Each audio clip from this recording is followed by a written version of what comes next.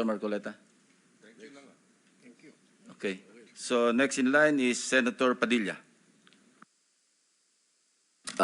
Please limit your question kay Secretary Remulla. Apo, gusto ko lamang pong sabihin kay Secretary, pangalagaan na lang po si Engineer Henry Alcantara. Yun lang po. Opo, salamat po. Thank you. Senator De La Rosa. Thank you, Mr. Chair. Point of clarification lang ito sa akin, Mr. Chair, dahil ito mga diskayas, para mukhang nagbigay na ito ng affidavit in the previous hearings. Gusto natin na may resulta kaagad ito investigation natin. Baka pwedeng isama na rin yung affidavit nila, sir, na evaluate ng DOJ para isang bagsakan na lang yung pagpile ng kaso. Dahil marami silang binanggit na pangalan ng mga congressman. As a matter of fact, undergoing evaluation. Undergone by whom, Mr. Chair? DOJ. DOJ ongoing. Sir, na. we met with them already and we will meet again with them tomorrow. Kasi nawala nga yung kahapon, sir. No? We lost the time yesterday. We were supposed to meet yesterday. Hindi lang po natuloy. Yes, sir. Mr. Chair, just para mas maganda kung isang bagsakan na makuha na sana lahat yan, mapaila na kaagad. Opo. Mas maganda. Thank you. Thank you lang, Mr. Chair. Thank you, Salamat. Senator Rapi. Yeah, Mr. Chair, to Secretary Mulya, wala nga talaga sa batas yung bang magsoli muna ng pera para ikaw ay mapasok sa WPP.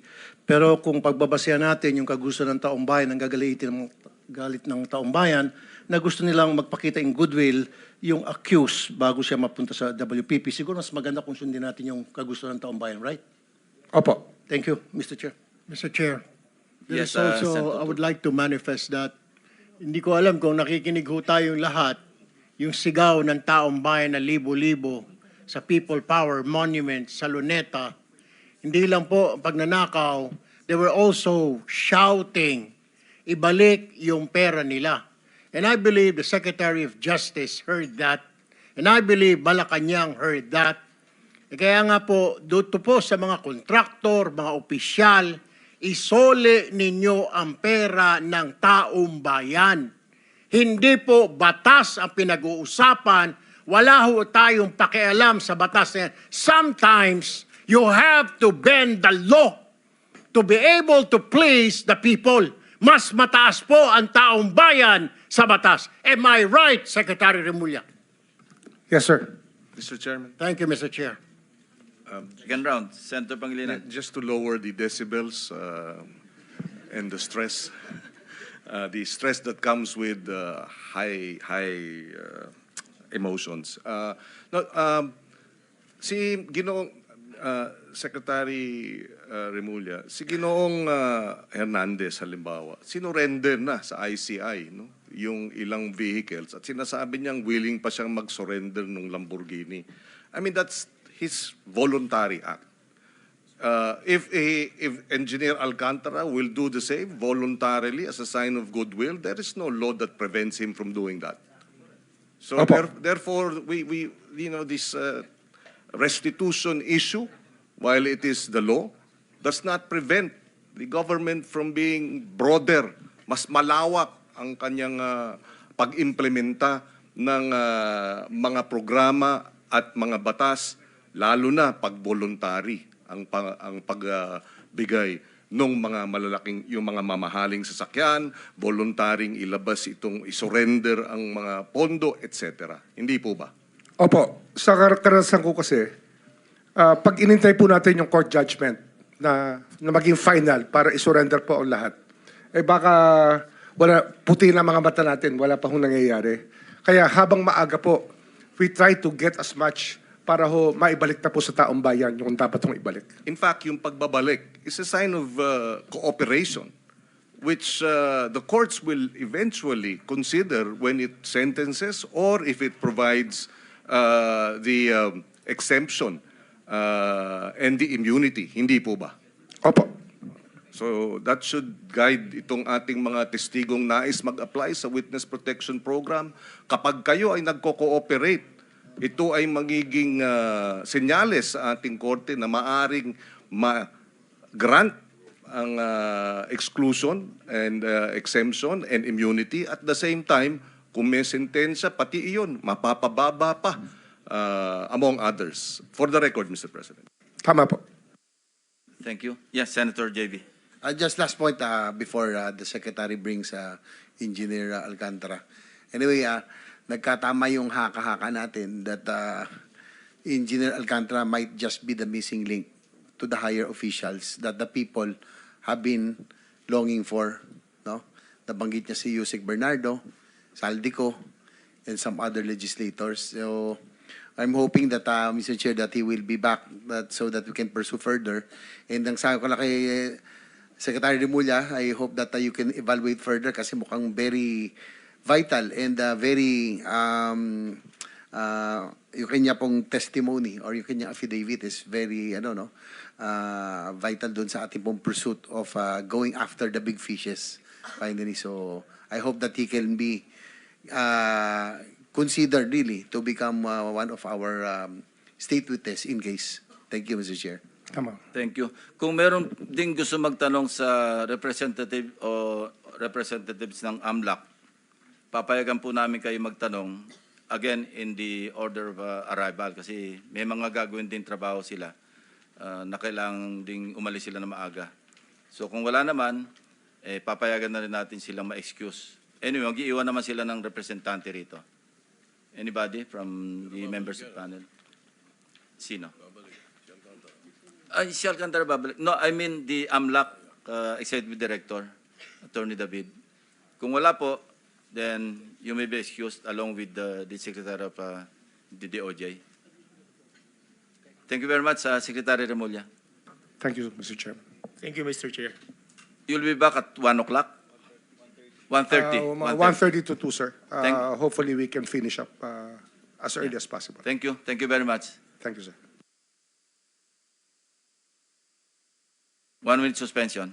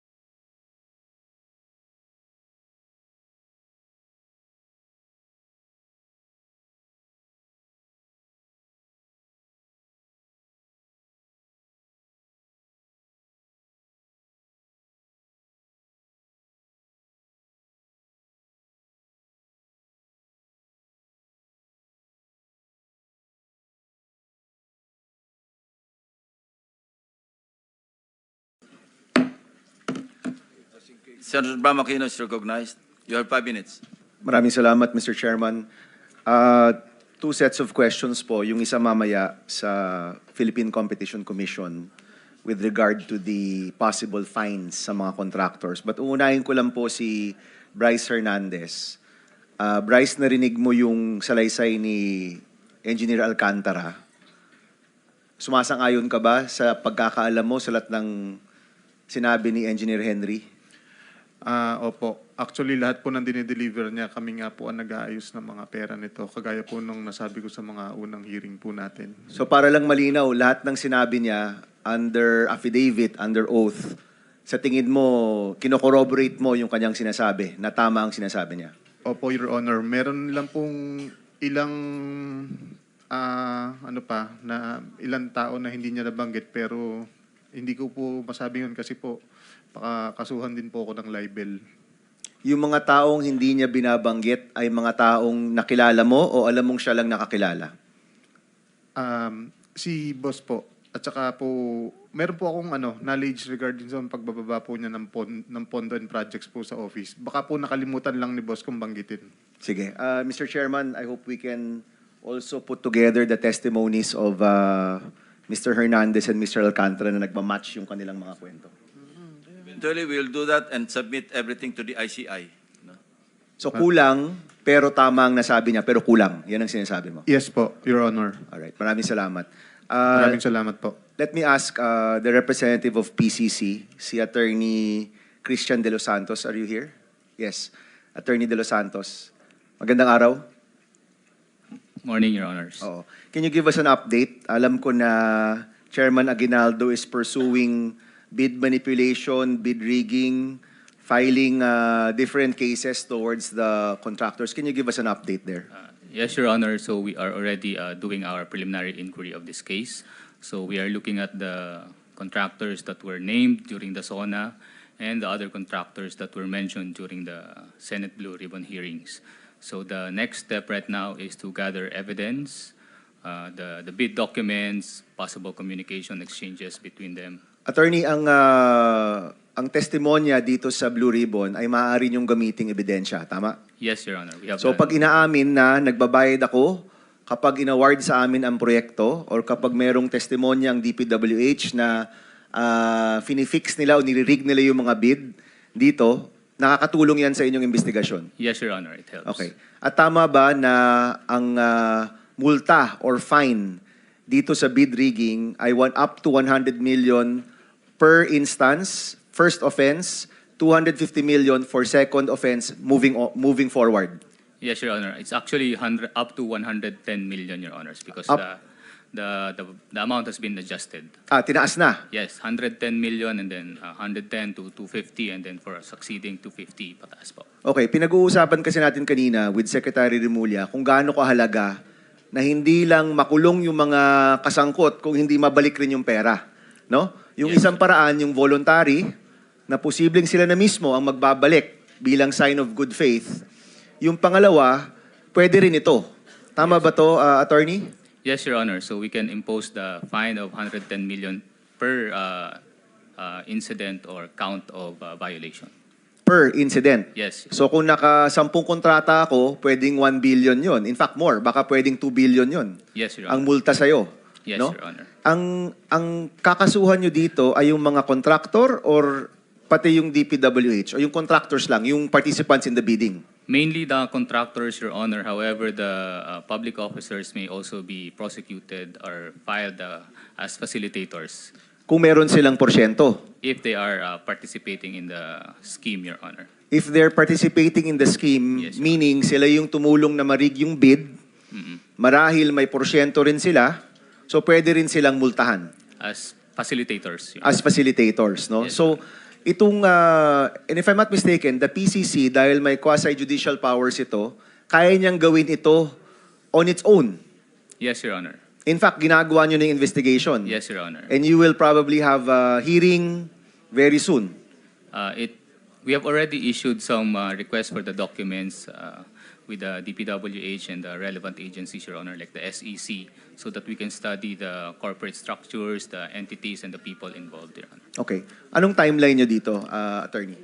I cannot commit the timeline, Your Honor. Under the law, we have 90 days to complete the preliminary part, and then after that, it would depend on the number of entities involved, the complexity of the scheme. Sometimes, iba kasi yung scheme nila, Your Honor, it's not very straightforward. Yes. So we have to look behind that, and then it also depends on the counts of the violation. So some incidents can be straightforward, others are not.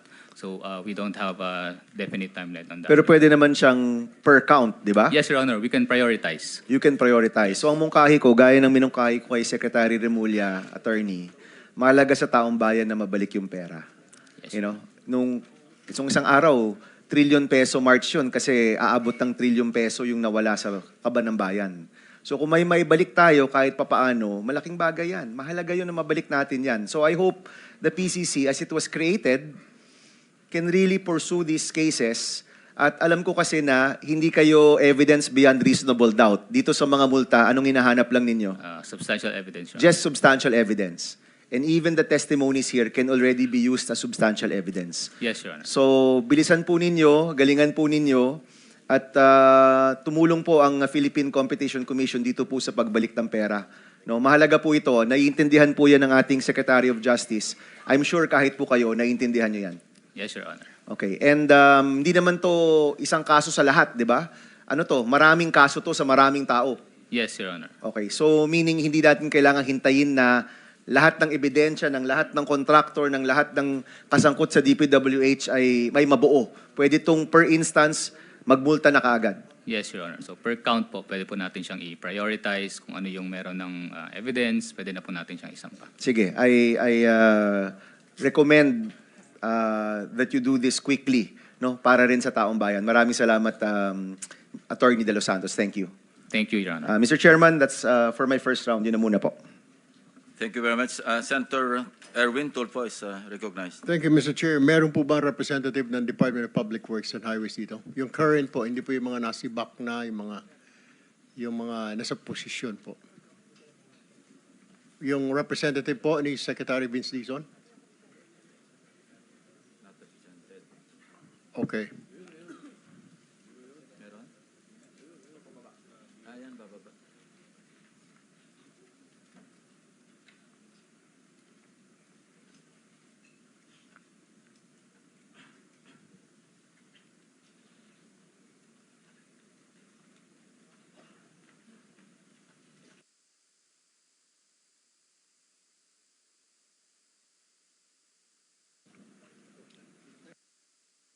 Sir, have you taken your oath? Not yet. Yes, Your Honor. All right. Okay, please state your name and your position with the DPWH. My name is Undersecretary Eric Ayapana, and I am in charge of the external convergence projects of the department and the technical services in NBCDO. Will you be able to answer po yung lumabas po sa media na pagsisira po ng mga dokumento ng inyong mga tauhan or ng Baguio City Engineering Office? Will you be able to answer that? Kailan po ito nangyari? Sir, I have no personal knowledge, sir. All right, Mr. Chair. I guess it's just Secretary Vince Dizon will be able to answer that question. Nevertheless, Mr. Chair, I would like to go now to Miss Sally Santos of SIMS. Miss Sally, are you here? Okay. Miss Sally, sabi mo po, wini-withdraw niyo po yung pera. Bakit po napupunta pala yung pera? Ba't po napupunta yung mga bayad sa proyekto sa inyong account? Sa bangko?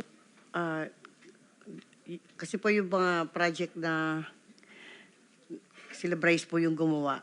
Sabi po, tinatransfer po doon sa account ko yung mga pera na yon. Tapos, dinideliver ko po sa kanila. Magkano po yung pinakamalaki na wini-withdraw ninyo sa bangko? 457 million po yun. 457. Hindi po ninyo kailangan ng armored truck noon? Kung ganun kalaki na masyado, kailangan na po ba ng armored truck? Hindi naman po kasi, minsan po kasi, dalawang hati po. Tapos sinasakay ko lang po sa sakyan po. Saan po nilalagay po yun? Sa sako? Sa duffel bag? Hindi sa bag? Po, sa mga kahon po, sir. Kahon. Galing po sa bangko, ibinibigay sa inyo, nakakahon na. Yes po, Your Honor. Okay. Hindi pa po sila nagtatanong kung saan nyo po gagamitin, saan nyo dadalhin na napakalaking pera? Hindi naman po. Kasi po, Kilala na kayo. opo. Ano bangko po ito? Can you just mention na pangalan po ng mga bangko? Land Bank Malolos Highway lang po. Land Bank sa gobyerno? Yes Okay. po, Your Honor.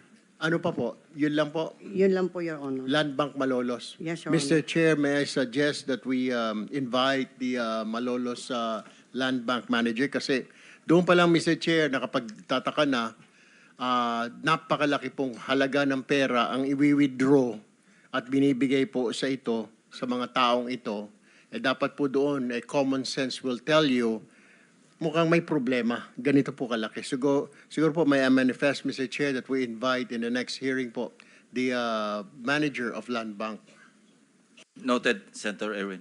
Thank you, Mr. Chair. All right, panghuling katanungan na lamang po, Ms. Sally.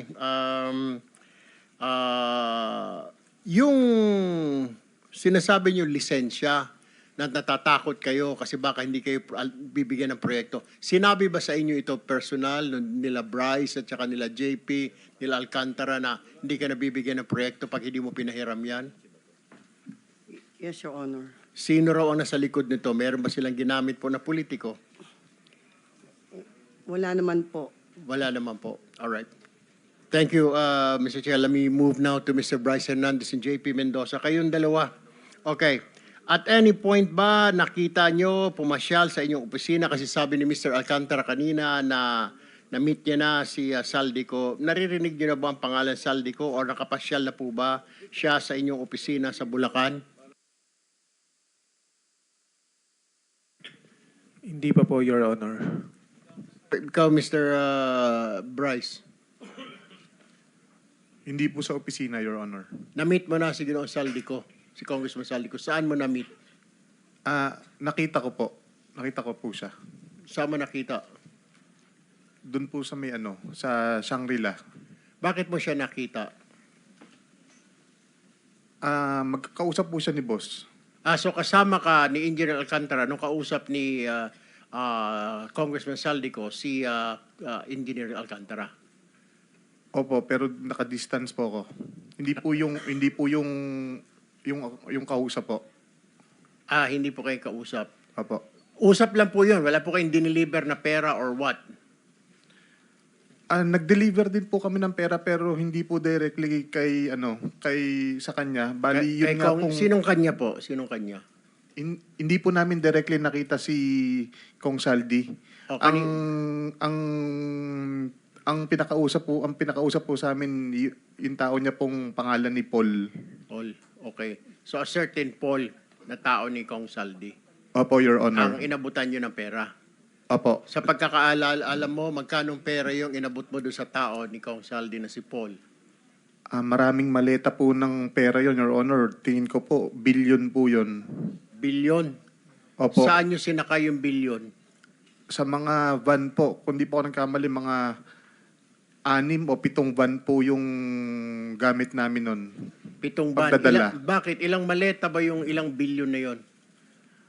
Ang laman po ng isang maleta, nasa 50 million po. So ilang maleta lahat-lahat yun? Estimate mo, pagkatanda mo? Mahigit po sa 20 maleta, Your Honor. At 50 million. Opo, Your Honor. So mga 1 billion po yon, tama po ba? Opo, Your Honor. Saan po dineliver ito? Yun nga po sa meron nung una po, doon po sa basement po ng Shangri-La. Shangri-La Hotel? Opo. Saan Shangri-La po? Dalawa po, Sa, tatlo po Shangri-La ito. sa BGC po. Sa BGC, sa basement. Opo. So, paano? May kotse ba tumapat sa van ninyo? May mga van to van? Wala po, sir. Kumbaga, diretso po siya sa elevator, paakyat po doon sa penthouse. Kinarga po ninyo sa penthouse? Sa pinakataas po. Actually, yung isang kasama po namin na si Engineer Paul, nakarating po siya mismo doon sa loob nung penthouse? Opo, doon sa taas. So, yung 20 maleta na yon ay sa penthouse ninyo i-deliver sa Shangri-La? Yes po, Your Honor. Alright. Bukod Now, po sa Shangri-La, nagdadala rin po kami sa Valle Verde. Valle Verde din po, bahay din po ito ni Congressman Saldico. Kagaya nga po nung sinasabi ni Boss Henry kanina, nung unang, kung hindi po ako nagkakamali, unang 2 taon sa Shangri-La po. Nung mga sumunod na taon, puro sa Valle Verde, 6 na po. Moving forward, doon po sa mga tatlong senador na nabanggit, Senator Jinggoy, Senator Villanueva, Senator Bong Revilla, na-meet nyo na po ba at any one time or any point na pumasyal po ito mga ito sa inyong tanggapan? Ako po, hindi po. Parang hindi po sila napunta sa office. Hindi nyo rin po nakita ito mga ito or nakita nyo, nakausap nila si Engineer Alcantara? Si kay San Joel po, nakikita ko po nagkakausap sila, nagkakasama po sila. Nagkakasama sila? Opo. What about Senator Jinggoy? Kasi po, lagi po kami magkasama ni Boss halos umaga hanggang gabi po. Through phone po, actually pagka meron po yung instruction sa kanya ng merong utos sa akin si Boss, galing, for example na po, utos po ni Boss Robert na may po program na gantong amount dahil sa ganitong kay Senador na ganito. Yun po. Sino senator na ganito? Walang senator na Ay, ganito. pasensya na po. Kay Senator, Senator Jinggoy po. Alright. Tapos may sinasabi din siya, pati si Senator Bong Revilla nadamay din. Ganon din ba ang sistema? Sinasabi na ikarga doon sa inyong listahan? Ang instruction po niya, ganito yung obligasyon para kay Senator Jinggoy. So alam nyo na kung paano aatakihin ang programa ng project natin.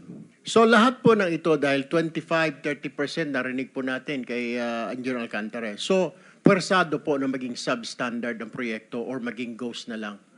Nakakasigurado po ako na lahat po ng proyekto sa Bulacan First substandard po. Lahat ng proyekto, particular na ang flood control, tama po ba? Lahat po. Opo, Your Honor. Substandard. Tapos na po ba ito? Hindi pa. Hindi ko po alam sa ngayon, Your Honor. Wala po kung way para ma-monitor po siya.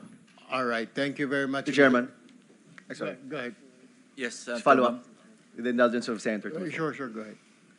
Bryce, sinasabi mo, lahat ng proyekto ninyo substandard?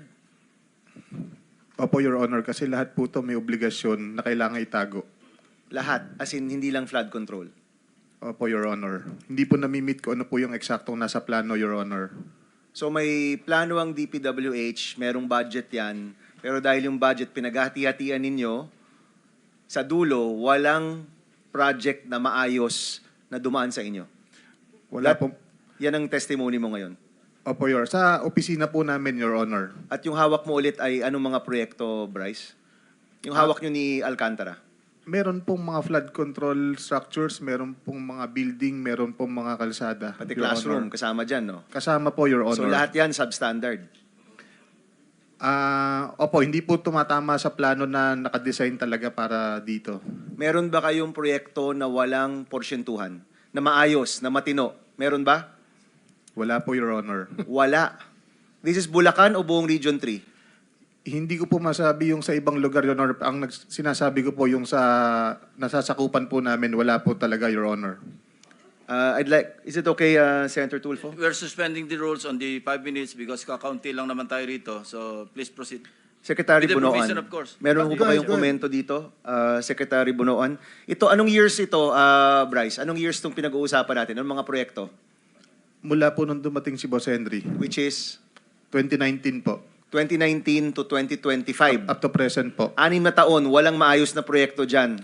Wala pong tumama kung ano po yung nakaspecify sa plano. Hindi po na-meet lahat yun. At lahat yan may porsyentuhan. Lahat po, Your Honor. Former Secretary Bunoan, may Excuse masasabi me, ka ba? Excuse me, Senator Bam. Follow up lang, hindi afterthought ito, Alam mo ito habang nangyayari at the time. Opo, may instruction po lahat to. Aware kayo na talagang substandard. Opo, Your Honor. Hindi ngayon lang, Hindi po ngayon lang, Your Thank Honor. you, Senator Bam. Secretary Bunoan, ano masasabi mo dyan? I don't know what to say, Your Honor. This is the first time that I have heard about all these shenanigans that they're doing actually in this district engineering office. They're supposed to monitor. They have to submit monitoring. In my watch, they're supposed to submit monitoring reports every phase of the work, every phase of the project, Your Honor. Sino pong in charge ng monitoring po sa DPWH? At dito po sa Bulacan? The regional office will be the one to monitor, but they will submit. They will be submitting actually Magpangalan kayo, Secretary. Kasi ito, first time ko ito narinig. We're investigating flood control. Ngayon inaamin lahat ng proyekto, pati classroom, pati hospital, pati tulay, pati kalsada, lahat substandard. No? That's what you're saying, Bryce, no? Yes po, Your Honor. Maisama ko lang po, yung mga street lights po namin, overpriced po lahat yun. Street light, Pero- cat's eye, Opo. Lahat na. Walang tumama. Walang tumama, no? Opo. Oh, so ikaw, 'di ba? So kunyari kayo ni Alcantara, kayo yung DE, under kayo kay Bernardo. Nung mga panahon po na yun, opo, Your Honor. Okay, and then si Yusek Bernardo, Secretary Bunoan, siya ba yung in charge ng monitoring niyan? O hindi rin, iba pa? Iba pa, Your Honor. Sino po? Sa central office, I think it's with Bureau of Construction, Your Honor. Bureau of Construction. Under a director? Under Under the director, Your Honor. Pangalanan po For now, natin. I think the director is... Yung noon po, 2019 to 2025, pinag-uusapan po natin. during my watch, Your Honor, Okay. the director for Bureau of Construction is Engineer Alan Borromeo, Your Honor. Alan Borromeo. Sige, magandang makausap rin po natin siya, Mr. Chairman. Hindi ko po maintindihan, actually, Secretary, nung una nating hearing, tinanong ko sa'yo, ilan kaya yung kasangkot dito? Para po mangyari yan, ilan po ba talaga yung kasangkot dito? Kung ganyan ka-widespread po yung korupsyon na hindi lang to nakalimita sa ilang proyekto, lahat ng proyekto sa kanilang probinsya, you handle the province ba, Bryce? Bulacan lang bang hinahandle ninyo? Opo, 3 district, In Bulacan? tatlong congressional district po sa Bulacan. Sa Bulacan? Opo. Yes, Secretary. Mr. Chair, may I just finish my last 1 minute? Sorry. Yes, Senator Erwin. I'm sorry, All right, Senator Tulfo. No, it's okay, Sen. I understand. But I have one last question for Bryce. So, tama po. Lahat po ng project talaga ninyo, kailangan i-substandard at iba i-goes para maibigay po yung commitment, yung 25% to 30%. Opo, lahat po ng project sa amin may proponent po, may obligasyon pong SOP. When you say proponent, politiko yon. That's how you describe. Opo. Sa politiko galing. So kailangan magbayad sa politiko ng 25%, 30%. Yes po. Alright. Pero sa yung mga multipurpose building, alam ko po na mga 10% lang po ang obligasyon nun. Meron pa rin, multipurpose. Yes po. Tama po ba pag mga vertical, pag sinabing building, medyo mas mura ang hinihingi kasi mahal ang mga materyales at delikado kumpara sa kalsada, mas malaki ang komisyon pag farm to market, flood control, lalo na flood control, parang tubong lugaw. Correct me if I'm wrong.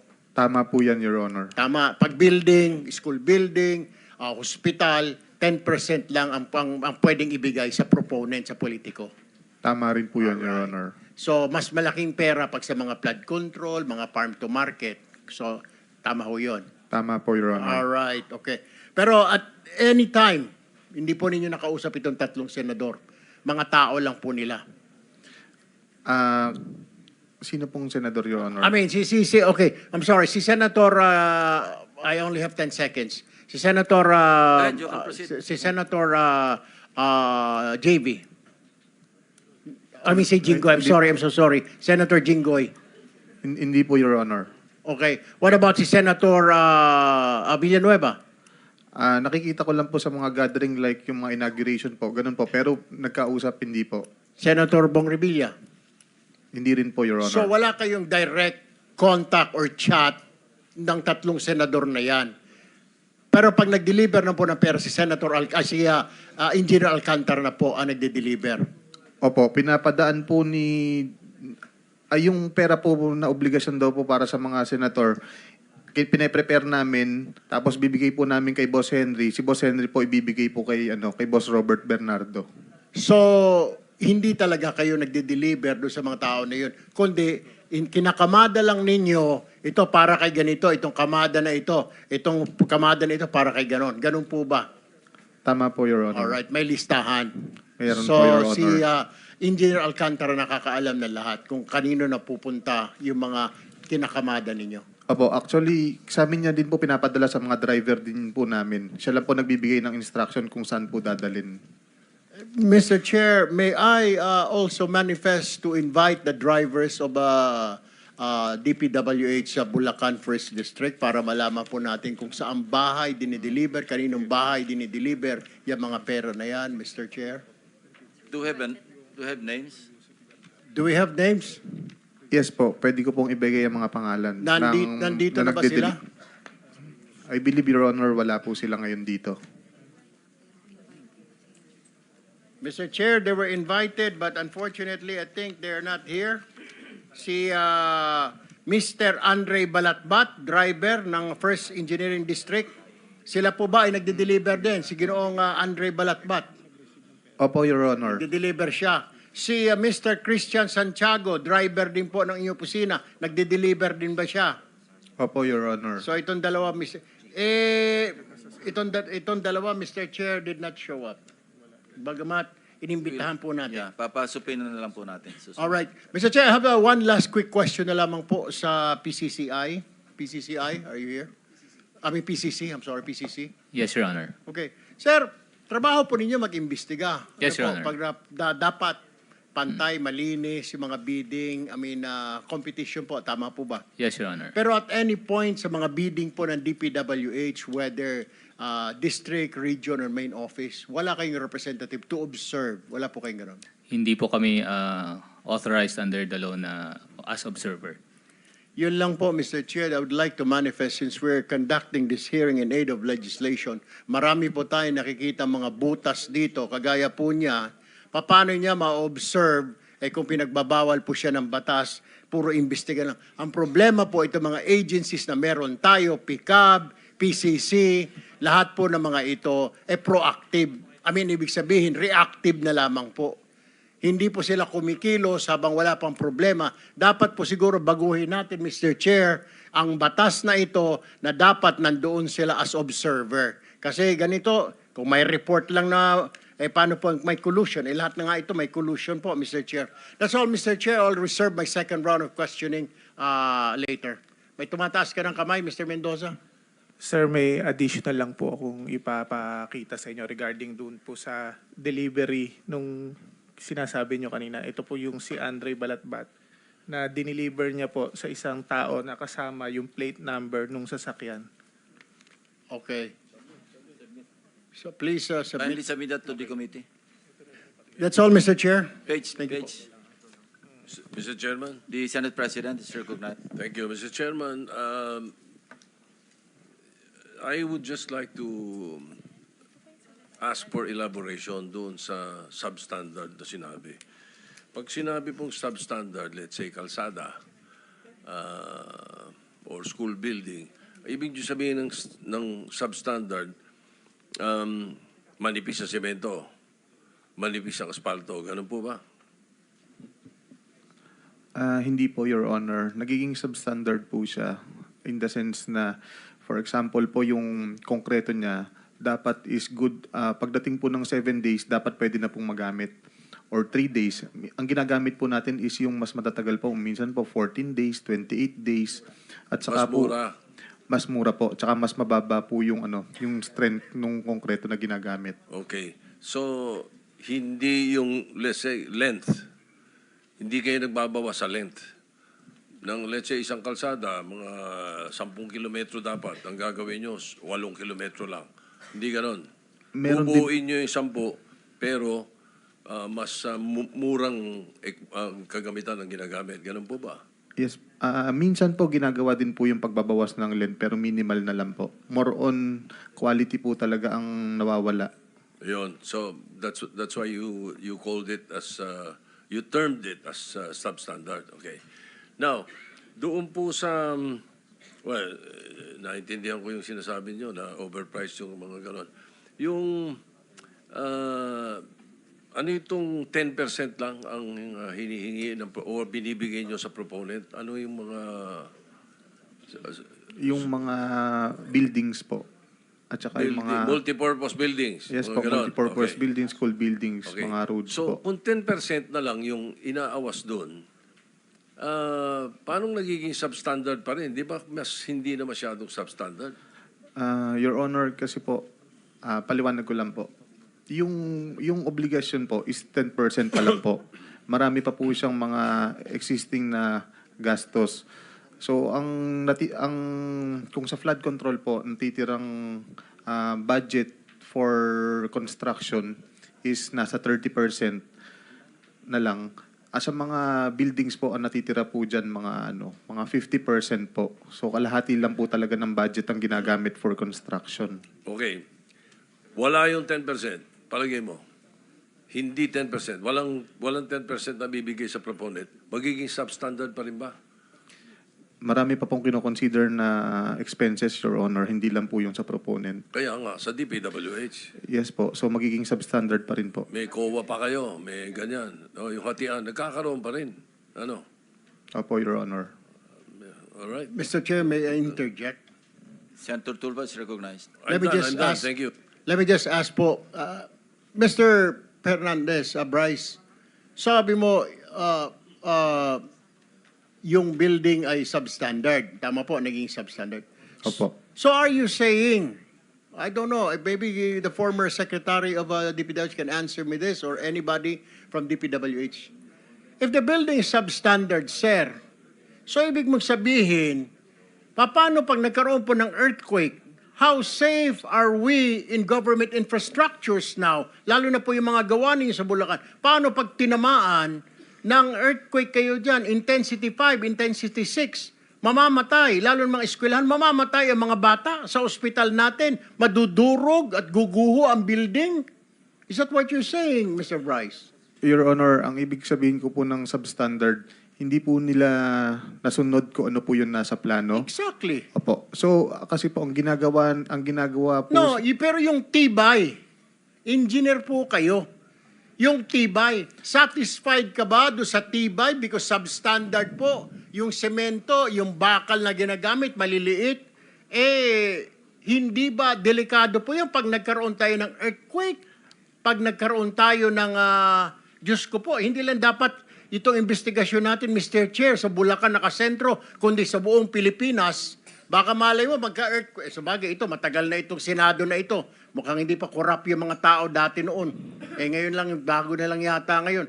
So, are you saying, how safe are those buildings that you constructed in Bulacan? How safe it is? Hanggang anong intensity ang kaya niyang bago siya madurog? Your Honor, i-explain ko po. Sige. For example po, hospital, meron pong planong ginagawa ang Department of Health na susundin po natin. So, ang ginagawa po natin, sinusunod po natin to kung ano yung gusto nilang plano.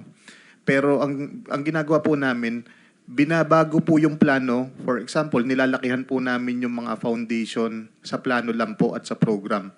Pero sa actual, hindi po ito. Sinusunod lang po natin kung ano po yung design nung agency na plano nila. Yun lang po. So merong structural deficiency kung tawagin. Tama po ba? Kasi kung hindi mo susundin, sabi ng DOH, ito ang sundin mo, ganito kalaking poste, ganito, hindi nyo susundin dahil plano lang yun. So, will you agree with me, meron na kaagad structural defect yun? Huwag mo sabihin, wala kung, how will you do, paano mo explain na substandard kung wala kang i-adjust? Saan mo i-adjust? Your Honor, yung kung ano po yung plano na pinagagawa ng, for example, ng DOH, yun po mismo yung ginagawa natin. Pero ang program po na ibinibid natin sa opisina is mas malaki kumpara po dun sa pinagagawa nila. Para meron naka-bloated po siya, so meron pong pagkukunan po ng expenses, kagaya po nung proponent. So, ibig mo sabihin, doon pa lang bago mag-bidding, bloated na yung presyo yung proyekto. For example, proyekto ng isang school building nasa 50 million, gagawing magkano yun? 60 million. Tama po, Your Honor. Para yung 10 million ay para sa mga proponent, lahat ng panggastos na sinasabi mo. Tama po, Your Honor. Pero so far, hindi naman nagdedelikado ang mga Pilipino na gawa ninyo, lalo ng mga taga Bulacan, baka nagkaroon ng earthquake, harinawa, wag naman, magkaroon ng 6 magnitude na earthquake bukas dyan sa Bulacan, hindi mamamatay yung mga estudyante, hindi mamamatay yung pasyente sa mga ospital, eskwelahan na ginawa ninyo? Hindi naman po sana, Your Honor. What do you mean hindi sana? Hindi ka sigurado kung gaano katibay ang tinayo ninyo nila Alcantara na yung building? Ikaw, Mendoza, ikaw yung project engineer. Will you guarantee us today na matibay pag nagkaroon ng intensity 5 na earthquake, yung mga building na tinayo ninyo dyan sa Bulacan ay hindi maguguha at hindi mamamatay ang mga estudyante, yung mga pasyente sa ospital hindi mamamatay? Yes, Your Honor po. Will you guarantee that? Yes po. Bakit mo nasasabi na guaranteed na hindi siya guguho? Yung ini-explain po kasi ni Engineer Bryce, kumbaga, kung ito po yung standard po natin na plano, ang nangyayari po, kung ito yung binigay ng DOH, kung halimbawang 2x2, sa program po yon magiging 4x4 para yung gastos po sa proponent, sa opisina, sa bidding, kumbaga ma-cover po natin yung mga gastos. Sana nga ganun. Sana nga dinodoktor niyo. Pero just the same, yung pandoktor ninyo doon, pwede pang magasto sa ibang proyekto sana dito sa Pilipinas. Pero hindi, napupunta lang sa bulsa ng mga proponent, napupunta sa mga panggastos. Thank you, Mr. Chair. I'm done. Thank you, Senator Tulfo. Senator Bato de la Rosa, you're recognized. Thank you, Mr. Chairman. Sa Diskaya, Kopol, base sa datos ng DPWH, kasama na kayo sa government projects, hindi lang sa flood control, since 2012 onwards. Available din sa YouTube videos ang pasilip sa kwento ng negosyo nyo. Sabi mo pa nga, noong huling Christmas party ninyo, hindi namin expected na mag-asawa na makakarating sa ganito na tagumpay. Kami man dito ay hindi rin makakapaniwala. For the record, sa usapin ng pagtagumpay, can you share kung gaano kalaking halaga ang naging government projects ninyo sa mga lumilipas na administrasyon? Kasi ang gusto nilang imbestigahan is way back pa, panahon pa ni Pinoy. Mayroon ba kayong data dyan? Panahon ni Pinoy, panahon ni President Duterte, at sa present administration? Your Honor, nung panahon po ni President Pinoy at saka ng President Duterte po, nung mga panahon po na yun, ay kadalasan po ng mga nakukuha po naming mga projects is mga kalsada po at mga building. Bihira po ang flood control noon. At kung may flood control man po noon, ay kadalasan po drainage line canal po kadalasan. So yun po ang kadalasan namin nakukuha. Yun po, Your Honor. Yung data po, Your Honor, hindi ko po nadala, pero yung iba naman po doon is nagkaroon po ng mutual termination tulad po ng right-of-way problem, mga na mutual terminate dahil road right-of-way po ang naging problema kadalasan. Okay. Kung wala kang data, meron akong data dito. According to Philippine Center for Investigative Journalism, you may confirm this or deny this, but according to the records available na nakalap ng PCIJ, panahon ni late President Noynoy Aquino, nakakuha daw kayo ng 10.7 billion government projects. Hindi sinasabi dito kung flood control or what, basta government projects. Panahon ni former President Rodrigo Duterte, you were able to secure 12.3 billion. And for the first 3 years of President Marcos, hindi pa tapos ito, first 3 years pa lang, nakakuha kayo ng 31 billion na worth of government projects. Can you confirm this? Your Honor, masyado pong mataas yung sinabi ng PCIJ, pero sa data po namin, nabawasan po yun kasi po may iba po doon na hindi po natuloy dahil sa road right-of-way problem po, yung iba. So, pero naglalaro along these figures? Medyo, more or less? medyo malapit po doon. Opo. Medyo malapit? Pero hindi po ganyang kataas. Opo. Thank you. Sa kasalukuyang administrasyon, 31 bilyong halaga, this according to PCIJ, sabi nyo, pwedeng kulang, pwedeng 31 bilyong halaga ng kontrata na ang nakuha ng inyong kumpanya. Mas malaki pa ito kaysa budget para sa housing and community amenities. Ano ang inyong sekreto? Bakit korporasyon ng pamilya ninyo ang laging nakakauna at nakakakuha ng project sa DPWH?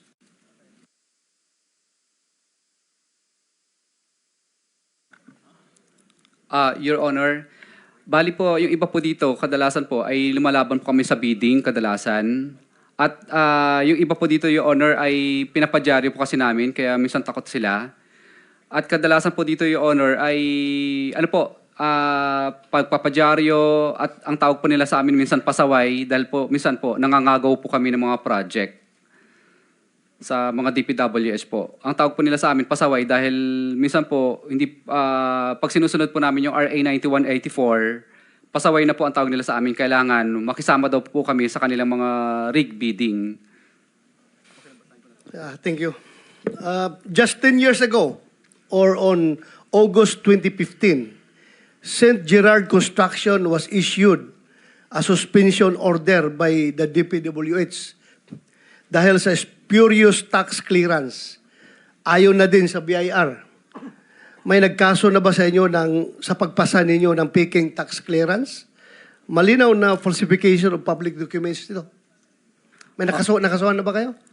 Your Honor, nanalo po kami sa TRO po yun, sa TRO po, panahon po yun ni Secretary Babe Singson po. Nanalo po kami doon at napatunayan po namin na totoo po ang tax clearance po namin. When you say nanalo, may court decision talaga? Yes po, Your Honor. Nanalo kayo sa kaso? Opo, parang na-approve po yung temporary restraining order po namin dahil napakita po namin yung totoo po naming tax clearance na totoo po. Bali, na-lift po yung blacklisting noon within 6 months po.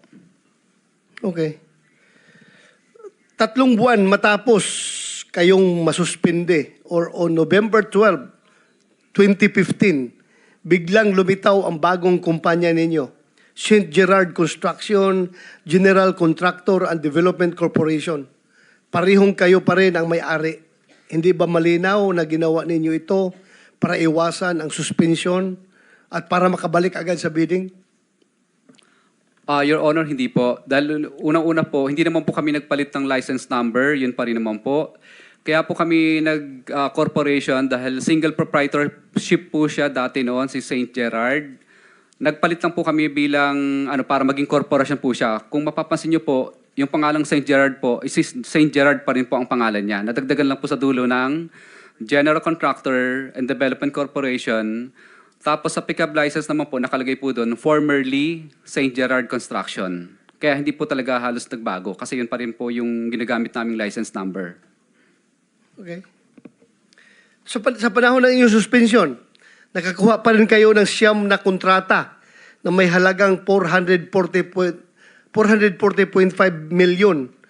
May kasabwat ba kayo sa pickup o sa DPWH? Why on earth were you able to secure a contract despite the fact that your company is suspended? Your Honor, na-lift po ang blacklisting namin. Dahil po na-lift po yung blacklisting namin, ibig po sabihin, pwede na po ulit kaming sumali sa mga bagong bidding po. Gaano kabilis na lift yung suspension ninyo? Your Honor, 6 months po kasi kaming na blacklist po noon, pero napatunayan po namin na hindi po spurious yung tax clearance namin. Kaya po, nung malift po yun, so ibalik po kami sa status ko namin. So, ibig po sabihin, hindi na po kami blacklisted. So, pwede na po kaming sumali ulit sa mga public bidding. But according to our data, itong 440.5 million ay na-secure ninyo despite na suspendido kayo. Your Honor, hindi ka po pwedeng manalo sa bidding, sa public bidding kapag ikaw po ay hindi po nakalift yung blacklisting mo po kasi po hindi po nila i-award yun. So klaro ito, nakuha ninyo after the lifting of your suspension order? Yes, Your Honor. Thank you. Ang St. Gerard ay nasuspende muli noong panahon ni Secretary Singson at na-blacklist pa ng DPWH noong 2020, panahon ito ni Pangulong Duterte. Pero nabigyan pa rin ng lisensya ng pickup hanggang 2026. Bakit sa kabila ng mga kontrata ng violations, patuloy pa rin kayo nakakasali at nakakakuha ng kontrata? Your Honor, na-blacklist po kami noong 2020, yung panahon po ni Secretary Mark Villar. Bali, ano po yun, Your Honor, yung negative slippage po yun ng company namin.